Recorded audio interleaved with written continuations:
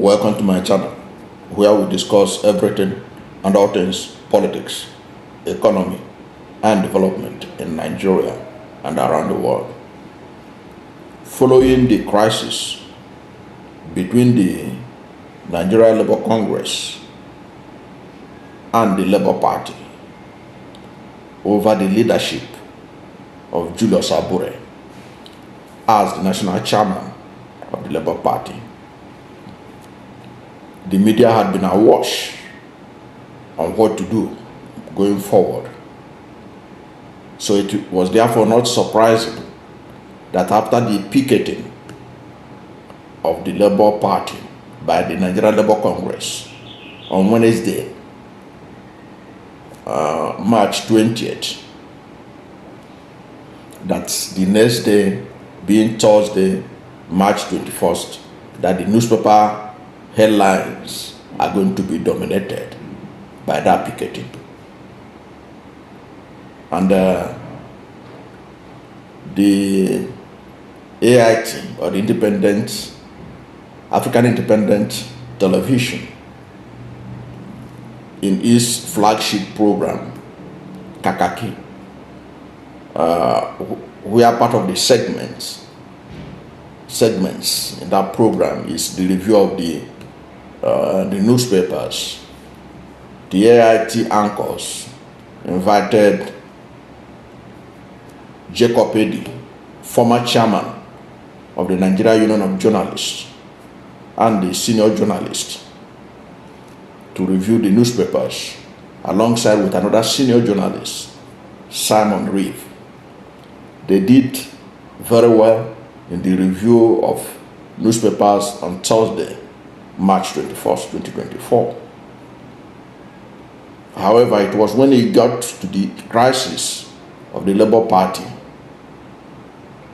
and the Nigeria Labour Congress that they got it wrong in some aspect, which is what I will address. One of those was the issue of the silence of Peter Obi on the matter, that Peter Obi have not said anything, that rather than say anything, that Peter Obi is breaking fast with Muslims, going around the country while the house is on fire. First of all, I want to say that the crisis that has bedeviled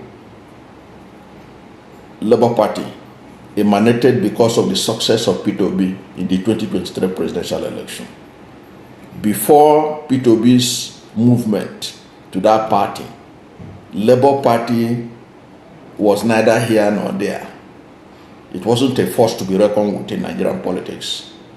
It was because of the success that was generated largely by Peter Obi's presence in that party that the party became a hot cake, that now everybody wants to have a piece of it, including those who want to destroy it.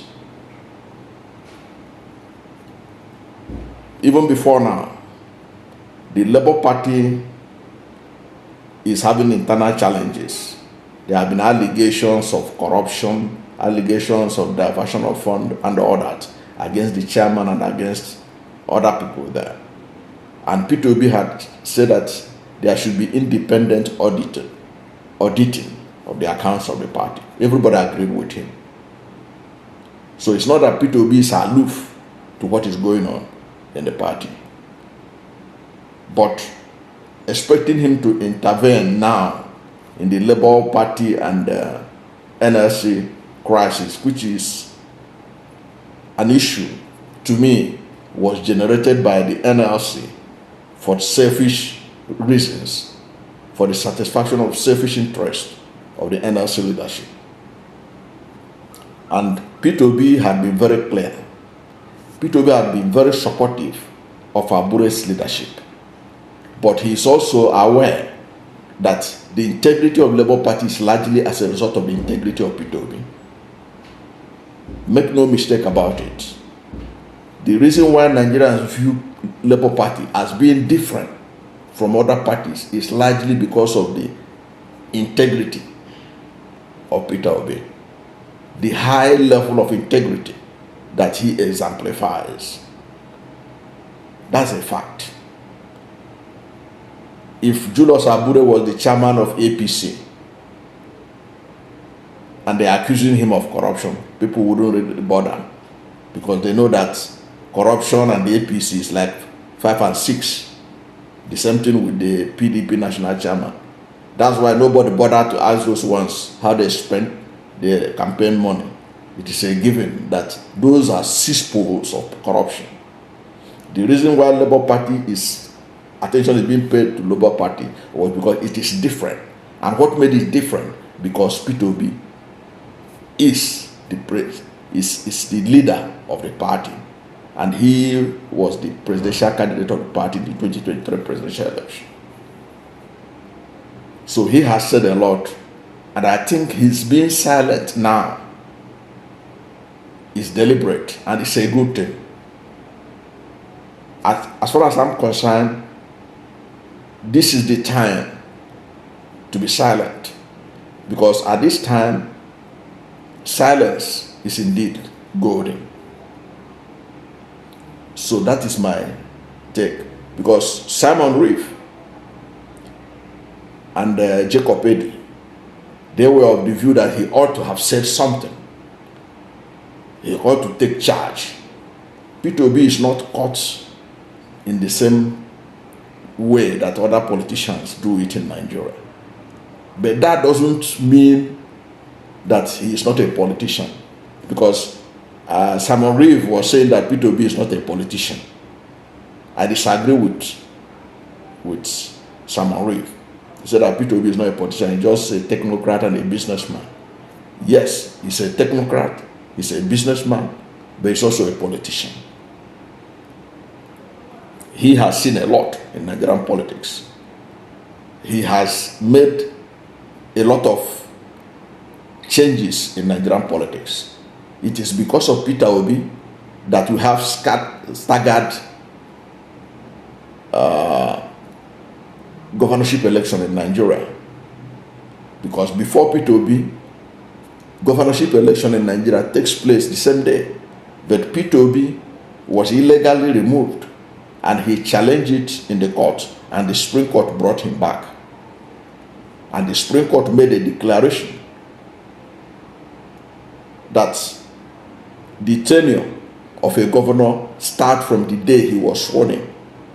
And that is why today you are going to have different election date for governorship election in Edo, in Ekiti, and several other places. That's what he brought to the picture. He is the one, because of him, the tenure of governors is now known that it starts from the day you were sworn in. He was also the first to be sacked, and he went to court, and the court returned him back. So in this process, he has learned to be a politician.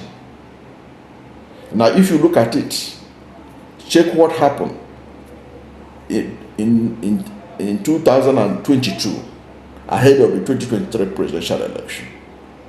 From the moment Peter Obi left PDP and moved to Labour Party, Labour Party was transformed, because Peter Obi brought his political re-engineering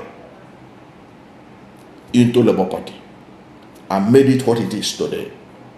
That within a short period, he was able to mobilize the youth of Nigeria, and they congregated around him for a new Nigeria. And he is believed to have been the one that won that election, if it was not allegedly rigged. So for somebody to be able to pull that in a short period just shows you that he is a politician. He was able to market himself very well, because a politician is a marketer. Because if you are in politics, you can't even sell yourself, or you don't have strategies to sell yourself, then you don't know what you are doing. But Peter Obi was a strategist of the highest order, that he was able to be able to rise to the occasion and became the most searched Nigerian in 2022 on Google and elsewhere. Go and check the followership of Peter Obi in all the social media handles. Nobody was close to him. The only reason Tinubu is rising on social media ranking now is just because he is the president. Before, nobody paid attention to him. Peter Obi has shown that he is a politician, that he understands the mood of the nation. And that was what he was able to sell to Nigerians. So it is not correct what Simon Reeve said, that Peter Obi is not a politician. No, he is a politician, but he's also a technocrat. He's also a businessman. And he's being silent at this time when there is crisis between Labour Party and Nigeria Labour Congress, a major stakeholder in Labour Party. Shows that being a smart politician that he is, he found out that there was no need speaking about it. Let them iron it out, because in the first place, the Nigerian Labour Congress is not supposed to have gone to do that kind of public show of occupation or picketing of the Labour Party. But since he had done it, it is now a subject of discussion. It's better that Peter Obi allows it to either fizzle out or for it to be resolved internally. He don't have to get himself directly involved in all these leadership thoughts, because already the word out there is that Joe Ajero wants to be national chairman of the party. That is what he's struggling for. Other one say that he wants to be the presidential candidate of Labour Party in 2027. But just look at Labour Party.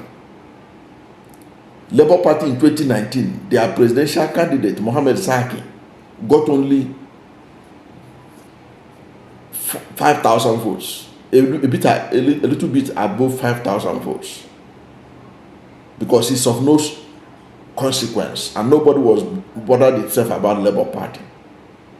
But once Peter Obi emerged and was able to show his capacity, and Nigerians regarded him as the best that the country could offer to take charge of this nation and transform it from the decay of the APC and PDP administrations. It brought Labour Party to the limelight. And you know what it means. When you rise to that fast, there are those who are ready to pull you down. And one of the strategies of Tinubu administration is to infiltrate Labour Party and make it as irrelevant as other parties in Nigeria. And that is what they are struggling to do.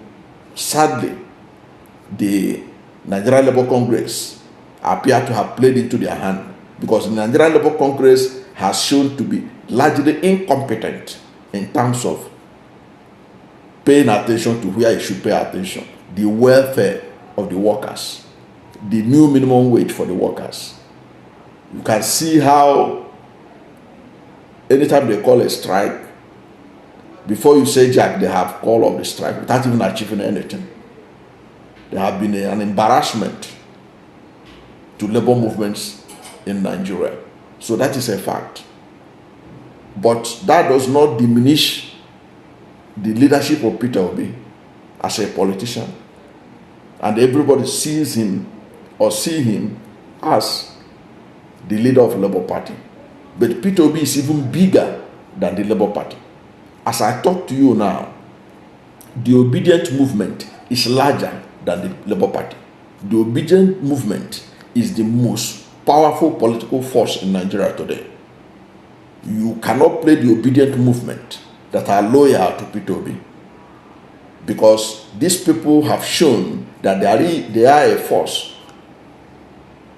online and offline, on social media and on the streets of Nigeria. They demonstrated it when they moved Peter Obi from Labour Party and made him the #1 politician in Nigeria that he is today. Today, the obedient movement and Peter Obi represent the face of opposition in Nigeria. The PDP is virtually dead. It's only once in a while you hear a voice from Atiku Abubakar. But Atiku Abubakar is neither here nor there in terms of leadership.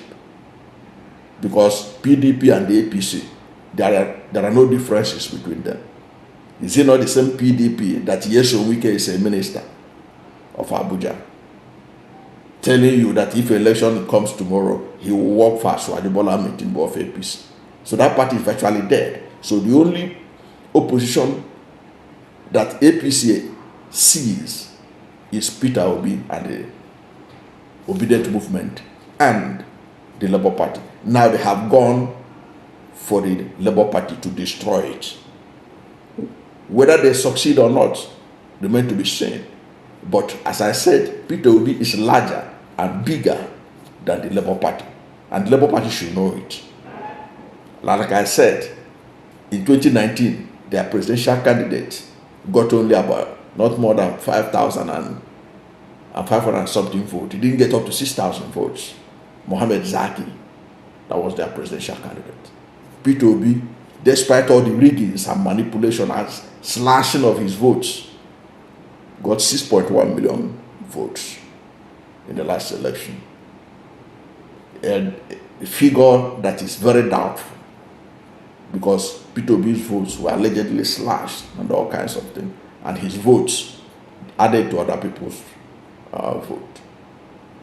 And Peter Obi presented evidence in the court that was disregarded by a Nigerian judiciary that to